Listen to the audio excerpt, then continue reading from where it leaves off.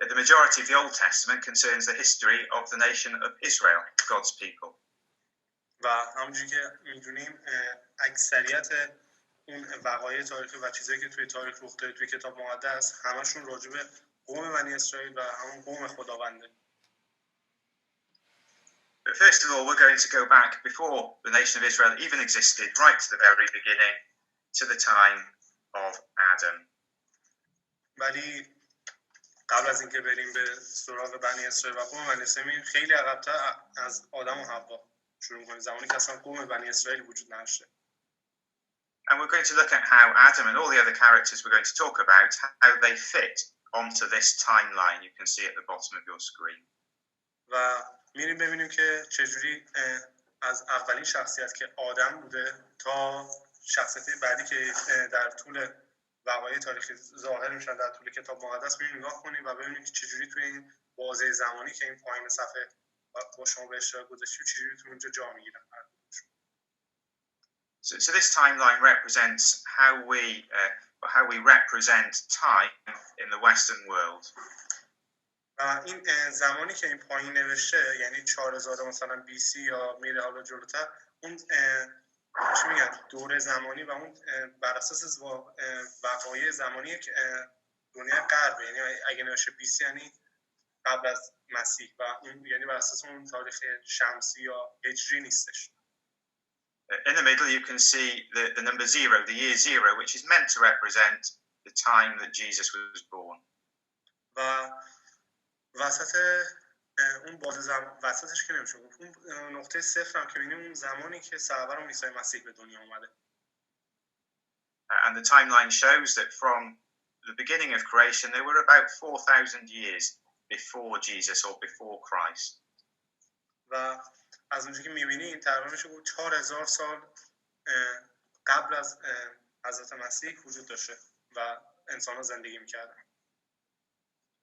And on the right of the timeline we see that we measure the years in what we call AD, which means after the time of Jesus. و قبل اون که میشه BC یا قبل از مسیح، بعد اون هم که میشه AD یا بعد از تولد عیسی مسیح. So let's see where Adam fits in. He existed, he was created about 4000 years before Jesus. و اولین شخصیتی که بهش برمیخوریم آدمه که میشه 4000 سال قبل از مسیح. He was the first person and he and his wife Eve were put in the Garden of Eden at the beginning. آدم اولین انسان بود و آدم و حوا که همسرش میشد اولین اشخاصی بودن که در باغ عدن قرار گرفتن. And the Bible tells us how they sinned, and of course that has a consequence for all of us. و توی کتاب مقدس هم می‌بینیم که واسمون روایت می‌کنه که چجوری اینا گناه کردن و عواقبش چجوری دامنگیر همه ما شده. Sadly, we've all followed in Adam and Eve's footsteps. We've all sinned, and therefore we will all die. و اونا گناه کردن و مردن و نتیجه اون گناهی شد که ماها از نسل اونا اومدیم و ما گناه می‌کنیم و ما هم می‌بینیم. The next person we want to mention that the Bible talks about in the book of Genesis is Noah. و شخصیت دوم داستان که حالا می‌خوام راجعش صحبت میشه نوح. He lived very roughly 3000 years before the time of Jesus. و حدوداً میشه گفت 3000 سال قبل از تولد عیسی مسیح زندگی کرده. And the Bible tells us that how that in the days of Noah, God was sad with the way the world was behaving and said he would destroy it with a flood. و میخونیم که چجوری خدا در اون زمان زندگی کردن نوح چجوری از دست مردم و افرادی که اون زمان زندگی کردن به خاطر گناهکار بودن و گناه آلود بودن روش زندگیشون ناراحت بود و خشمگین شد و اون سیل و فرستاد واسهشون. The book of Genesis tells us that Noah was faithful, he believed God, and so he followed God's command to build an ark or a big boat that saved his life. و پیدایش باب 6 هم میخونیم که اشاره می‌کنه به این نوح به علت ایمان و ایمانی که به خداوند داشت چجوری تونست اون کشتی رو بسازه و به حرفی خداوند زده بود ایمان آورد و نجات پیدا کرد با اون کشتی که ساخت. Noah is an example of a man of faith, and many of the people that the Bible records for us are people who were faithful. و نوح یکی از اون شخصیت‌های ایماندار و با ایمانی که توی کتاب مقدس در بین تمامی اون افراد دیگه که ایماندار بودن میشه نامش آورد و گفت که یک شخص با ایمان واقعی بوده. That leads us on to our next character, Abraham, who lived about 2000 years before the time of Jesus. شخصیت بعدی که میریم سراغش ابراهیمه که 2000 سال قبل از مسیح زندگی میکرده. Abraham was a man who trusted in God as well. و ابراهیم هم همون جوری که نوح به خدا اعتماد کرد و ایمان داشت، همون گونه اونم اعتماد داشت و ایمان آورد به خدا.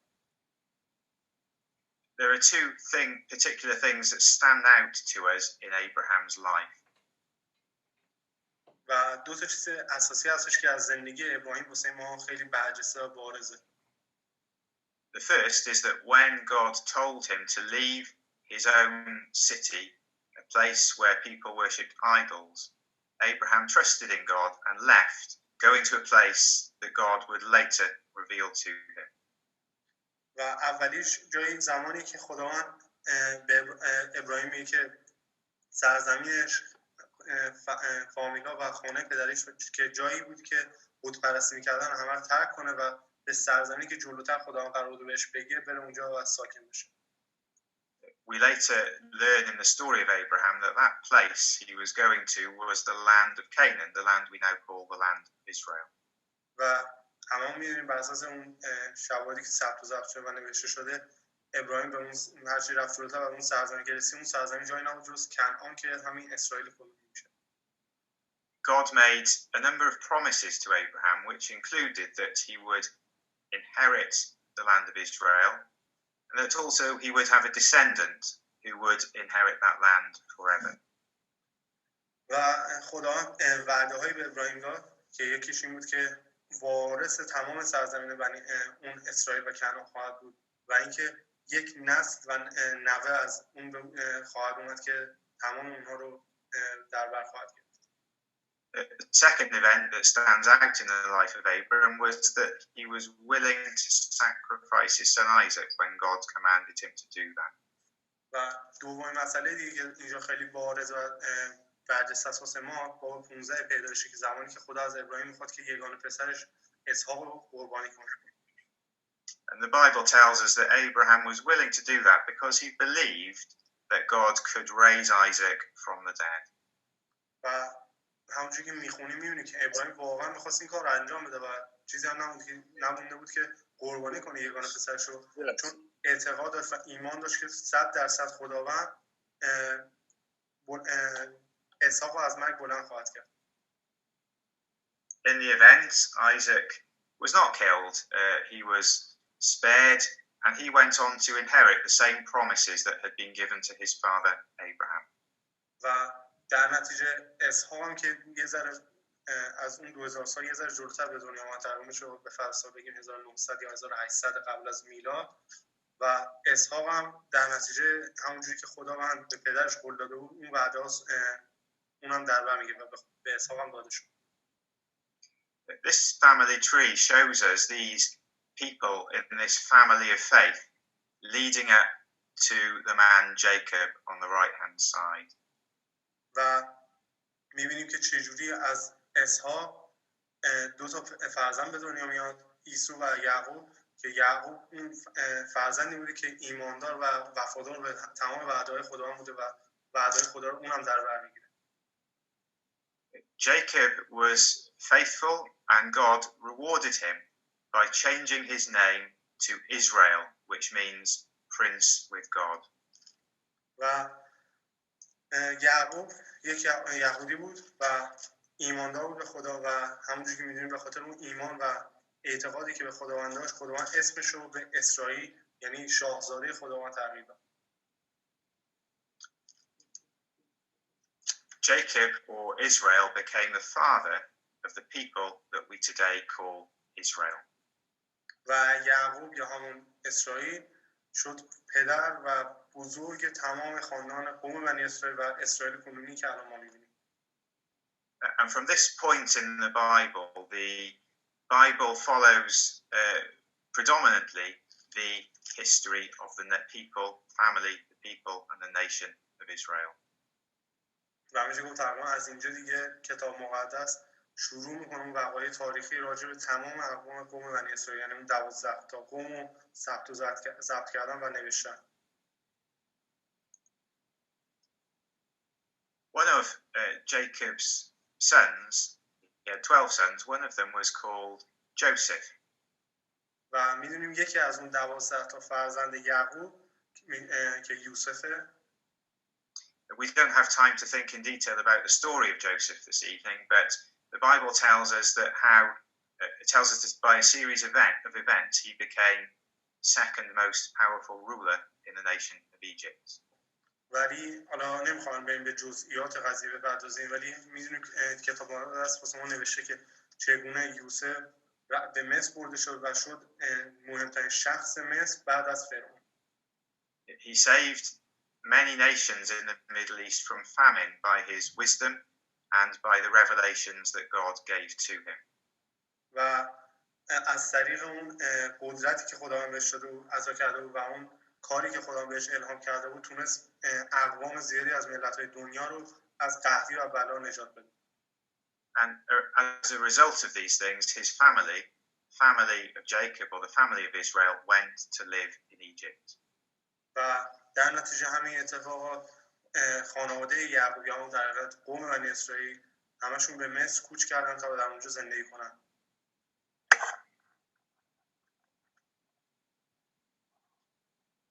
This brings us to the end of the first book of the Bible, the book of Genesis, which has covered over 2,000 years of history. و یوسف میشه تقریبا میشه گفت آخرین شخصیتی توی اولین کتاب هست و تقریبا توی کتاب پیدایش حدود 2000 سال رو پوشش میده و کاور میکنه. As we say, the family of Israel moved into Egypt, and they were there for such a length of time that they grew into a multitude of people. They grew into a nation who were slaves to the Egyptians. و همونجوری که می‌بینیم جلوتر میخونیم که اونا کوچ کردن کل قوم بنی اسرائیل و اومدن به مصر و میخونیم چه مدت زمان زیادی اونجا موندن، به عنوان برده استفاده میشه ازشون تو مصر و اینکه چقدر پراکنده شدن و چقدر مثمر ثمر شدن و فرزندان بسیاری آورده بودن. The Bible tells us that the people of Israel cried to God in Egypt, and he sent them a deliverer whose name was Moses. و میدونیم که وقتی میخونیم میگه که قوم بنی اسرائیل به سمت خداوند فریاد زدن و خداوند یک نجات دهنده و یک رهایی دهنده واسهشون فرستاد که موسی بود. Moses led the children of Israel through the Red Sea into the wilderness where they would receive God's law. و میخونیم که چجوری موسی اونا رو از دریای سرخ عبور داد و به اون بیابان و صحرایی که 40 سال در اونجا بودن رسیدن. So at this time, about 1500 years before Jesus, God was fulfilling his promises to Abraham, to Isaac, and to Jacob. و توی اون بازه زمانی که تقریبا میشه گفت 1500 سال قبل از تولد عیسی مسیح، میبینی که خدا چجوری داره تمام وعده‌ای که به ابراهیم، اسحاق و یعقوب داده بود داره اینجا با تحقق میبخشه و کامل میکنه. Their descendants had grown into a great multitude of people, and God was now taking them to inherit the land in which Abraham had walked, the land of Israel. و می‌بینیم که این قوم چقدر گسترده شده و چقدر فراوان شده تعداد افرادش و نسل و نوادگان ابراهیم و حالا الان خداوند داره اونو به جایی که به ابراهیم، یعقوب و اسحاق قول داده بود به اون سرزمینی که قرار بود وارثش بشن داره میبره. حالا The man Moses never actually set foot in the land of Israel. He died before the children of Israel reached Israel, and he handed over to a man called Joshua, who was to lead them to conquer the land. و طبق همون چیزی که توی کتاب میخونیم میبینیم که موسی نتونست و چی میگن ناکام بود برای اینکه برسه به اون سرزمین وعده داده شده و شخصیت بعدی که وارد داستان میشه شخصی به اسم یوشع. The book of Joshua tells us how the people of Israel were helped by God to conquer the idolatrous cities in Canaan and take them for their own. و توی کتاب یوشع میخونیم که چجوری خداوند به کمک و یاری بنی اسرائیل میاد و از طریق یوشع که اون رهبرشون بوده کمکشون میکنه به شهر کنعان که یک شهر بتپرستی اون زمان مردم توش بودن حمله کنن و اونجا رو به تصرف خودشون در بیارن. After the time of Joshua, the children of Israel were led or ruled over by a group of men and women or series of men and women called the judges. و بعد از یوشع که رهبرشون بود و فوت کرد دسته کسان و افراد دیگه که اومدن و رهبری رو به عهده گرفته بودن داوران نامیده شدن. But after a period of time, the people said that they wanted a king like all the other nations around them. And so God let them have their wish, and he appointed a man called Saul to be the first king of Israel. و همونجور که میخونیم بالاخره مردم هم خواستار داشتن که خواستارشون بود که یک پادشاهی داشته باشن توی سرزمینشون و خداوند شاول رو به عنوان پادشاه واسهشون انتخاب کرد. Saul pleased the people, but he wasn't a very good king. شاول باعث خرسندی مردم بودش ولی در حقیقت پادشاه خوبی نبود. So God gave them a new king, David, and we're now about 1,000 years before the time of Jesus. و شخصیت بعدی که وارد داستان میشه و پادشاه بنی اسرائیل میشه داووده که حدودی رو نگاه کنیم می‌بینیم که 1000 سال قبل از عیسی مسیح. You may have heard the story of how David as a young man defeated the giant Goliath because of his faith in God. و میخونیم که چجوری تونست داوود به جولیات اون غول فلسطینی غلبه کنه و توانایی خودش نشون بده. After this time, David was anointed as the king of Israel and defeated many of the enemies of the nation of Israel. و بعد از اون چجوری تونست تمام این دشمنان و حریفانی که بر ضد بنی اسرائیل و قوم اسرائیل بودن رو مقابله کنه باشون و شکستشون بده. The kingdom then passed to his son, whose name was Solomon, who was a wise and prosperous king. و می‌بینیم که چجوری اون پادشاهی داوود به سلیمان یک انسان خیلی دانا با خرد و یک انسان کامروا و موفق رسید.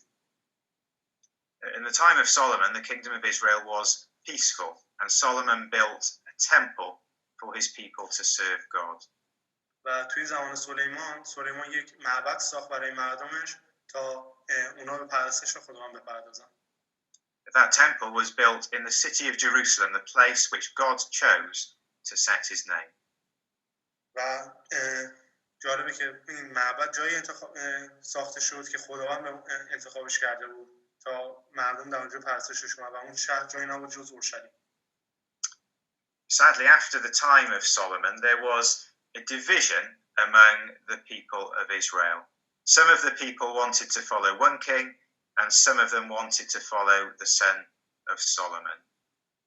و بعد از این متاسفانه یک اتفاقی که میفته پادشاهی اسرائیل به دو بخش تقسیم میشه، شمالی و جنوبی، که یه دسته میخواستن پسر سلیمان رو به عنوان پادشاه قرار بدن، انتخابش کنن و قبولش داشته باشن، یه دسته دیگه میخواستن اصلا یک پادشاه دیگه بیاد روی کار. So the kingdom split into two. Those who followed the family of David as king were known as the kingdom of Judah in the south, and their capital was Jerusalem. و اون دسته از افرادی که خواستن پیرو خط خانواده داوود باشن شدن قسمت جنوبی رو در بر گرفتن و شدن کشور یهودا یا یهودیه که ما هم میشناسیم تو کتاب مقدس و اورشلیم شد پایتختشون. 10 of the 12 tribes of the nation followed a different king, and they became known, or they kept the name of the kingdom of Israel. Their capital was in Samaria. و دو تا از اون قوم‌های بنی اسرائیل که کشور جنوب رو تشکیل دادن، همون یهودیه، 10 تای دیگه کشور قسمت شمالی رو تشکیل دادن که همون نام اسرائیل رو نگه داشتن و سامریه یا اون سامرا که ما میشناسیم شد پایتختشون. Some of the kings of Judah were faithful, some weren't, but in the north every single king of Israel was bad. توی قسمت جنوبی و همون پادشاه یهودی برخی ایماندار بودن، برخی انسان‌های بی ایمان، ولی در پادشاه شمالی همه بی ایمان بودن. Over time God said he has had enough of the behavior of his people in the kingdom of Israel and the kingdom of Judah, and both kingdoms were taken into captivity. و بعد از این مدت، بعد از مرگ اون پادشاهانی که داشتن، خدا از رفتار هیچ کدوم از اون قبایل راضی نبود و این حکومت‌ها و جفتشون به اسارت برده شدن. Around 700 years before Jesus, the kingdom of Israel was taken by the Assyrians. در حدود 700 سال قبل از میلاد قسمت شمالی توسط آشوریا به اسارت برده شد. And roughly 600 years before the time of Jesus, the kingdom of Judah was taken captive to Babylon. و حدوداً 600 سال قبل از میلاد قسمت جنوبی همون شهر اورشلیم و یهودیه به اسارت بابلی ها برده شدن. And that was the end of the kingdom that God had chosen, the kingdom of Israel, the kingdom of God. و این پایان اون تمام قبایل و پادشاهی خداوند بر روی زمین بود که خدا اونا رو به عنوان قوم خودش و پادشاهی خودش انتخاب کرد و اینجا آخر داستان اینا. But we will talk about God's kingdom again a little bit later. و دوباره راجع به پادشاهی خداوند یه ذره بعداً باهاش صحبت می‌کنیم. For a brief time, some of the Jews went back and rebuilt Jerusalem and re-established their temple. But we then come to the time of Jesus. و یه ذره که رفتن جلوتر، بعد از تموم شدن اسارت و بردگیشون، اون دسته یهودیانی که برگشتن اورشلیم رو دوباره بنا کردن و اون معبدشون رو دوباره ساختن و میرسیم به زمان عیسی مسیح. Jesus, who is the best known character in the Bible, lived about 2000 years ago. و عیسی مسیح میشه گفت تقریبا بهترین شخصیت شناخته شده توی کتاب مقدسه و یکی از کامل‌ترین شخصیت است. The Bible tells us that he was God's son, that he did many miracles, and he taught people about God's word. و کتاب مقدس به ما میگه که عیسی مسیح پسر خدا بود و خیلی معجزات بسیار انجام داد و کسی بود که تمام راه‌های خداوند در طول زندگیش پیش گرفته بود. We're also told that Jesus gave his life as a sacrifice for our sins. و به اونم میگه که چجوری عیسی مسیح زندگیش رو به مانند یک قربانی تمام عیار واسه ما فدا کرد. So we're going to leave that section on history there for a moment, and we're going to take a short reading from Daniel chapter 2, and then we're going to consider a prophecy that was given in the time at the end of the kingdom of Judah, the time of the prophet Daniel. So if we can take a reading, if you can read that for us, Amir, from Daniel chapter 2, verses 31 to 35. و میریم الان حالا اینجا این که تا الان ما این جلو رو نگه میداریم تو ذهنمون، میریم و یک ریدینگ رو میخونیم، یه مطالعه میکنم کتاب دانیال باب 2 آیه 31 تا 35 صفحه 1138. پادشاه چون مینگریستی به ناگاه در برابر تمثالی عظیم برپا شد، تمثالی بزرگ با درخشندگی بی‌نهایت و منظری هولناک. سر آن تمثال از طلای ناب، سینه و بازوهایش از نقره، شکم و رانهایش برنجین، ساق‌هایش آهنین و پاهایش بخشی از آهن و بخشی از گل بود. چون مینگریستی سنگی برکنده شد، اما نه به دست بشر، و به پاهای آهنین و گلین برخورده آنها را خرد کرد. آنگاه آهن و گل و برنج و نقره و طلا با هم خرد شده همچون کاه خرمنگاه تابستانی گردید و باد آنها را پراکنده ساخت. و به گونه‌ای که اثری از آنها باقی نماند. اما آن سنگ که به تمثال برخورد کوهی عظیم شد و جهان را به تمامی پر ساخت. 31 to 35. 35. Okay, thank you. So we read a short passage there that tells us about a dream that a man called Nebuchadnezzar saw. And the reason we're going to think about this dream is because it proves to us that God knows the future. و علت این که کلا این خوابی که همون داشتیم من خوندم آیه 31 تا 35 راجع به یه شخصیت داستانی به اسم نبوکدنصر، شخصیتی که توی بابل زندگی کرد و حاکم اونجا بوده و علتی هم که اصلا ما این سراغ اینه که ببینیم چجوری یک پیشگویی کاملی خداوند به اون ظاهر میکنه و تا الان حتی اون ست میکنه. So we saw how in the book of Genesis when God spoke to people like Abraham or when he spoke to people like King David, he made promises. و می‌بینیم که چجوری مثلا توی کتاب پیدایش و حالا کتاب‌های جلوتر چجوری خداوند به ابراهیم و پادشاه داوود چه قول‌ها و وعده‌هایی داد. And through history we see those promises beginning to come true. و در طول تاریخ و داستان‌ها و روایات می‌بینیم که چجوری اون وعده‌ها و قول‌هایی که خداوند بهشون داده بود همشون شروع کردن به تحقق پیوستن. Those things didn't come true by chance. God knew they would come to pass. In fact, God is in control of history. و اون وقایع حالا اون وعده‌هایی که خداوند بهشون داده و اون پیشگویی‌ها که حالا اتفاق افتاده بود هیچ کدوم بر اساس شانس و اتفاق و اینا رخ نداد. همه اینا تحت کنترل و نظارت خدا و در واقع میشه که خدا مسئول همه اتفاقات. Okay, so this man Daniel who wrote the prophecy of Daniel was a prophet who lived at the end of the kingdom of Judah. So when the kingdom of Judah was taken into captivity by the Babylonians, that's the time when Daniel lived. و زمانی که به یهودیه به اسارت برده شد، زمانی که دقیقاً اون دانیال نبی زندگی می‌کرد و اونم به اسارت برده شد. About 600 years before Jesus, at the end of the kingdom of Judah. تقریباً میشه گفت 600 سال قبل از عیسی مسیح و در آخرای عمر اون حکومت یهودی زندگی می‌کرده. So I've tried to put on the screen a depiction of what King Nebuchadnezzar saw in the dream that God gave to him. و اون تصویری که حالا توی صفحه مشخصه که اون شخصی که اونجا وایساده، آدمی که وایساده، در میشه گفت مثالی از اون خوابیه که نبوکدنصر دیده و بعد از جانتان سعی کرد واسه اینو به تصویر کشه تا از طریق همون اگه خواست توضیح بده با هم نمی‌شد. He saw an image or a creation of a man that was made of different metals. و این خوابی که دیده بود یک انسانی بهش ظاهر شده بود و یک تصویری بود، یک تمثالی بود از یک مرد با ویژگی‌های فلزی آهنی مختلف توی نقاط و اقساط بدنش. This image had a head that was made of gold. سرش که از طلا بود.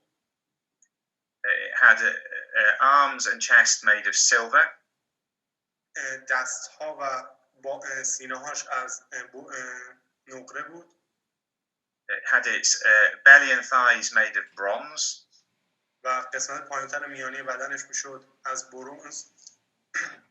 Its legs were made of iron. و پاهاش از آهن. And its feet were made partly of iron and partly of clay.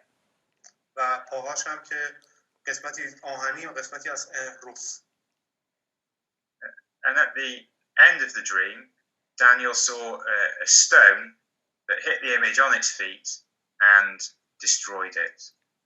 و در آخر بعد از اینکه این خواب دید، در پایانش دانیال دید که این سنگ به اون تصویری که ساخته شد برخورد کرد.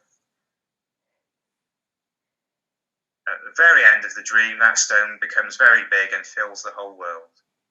و در آخر خواب می‌بینیم که اون سنگ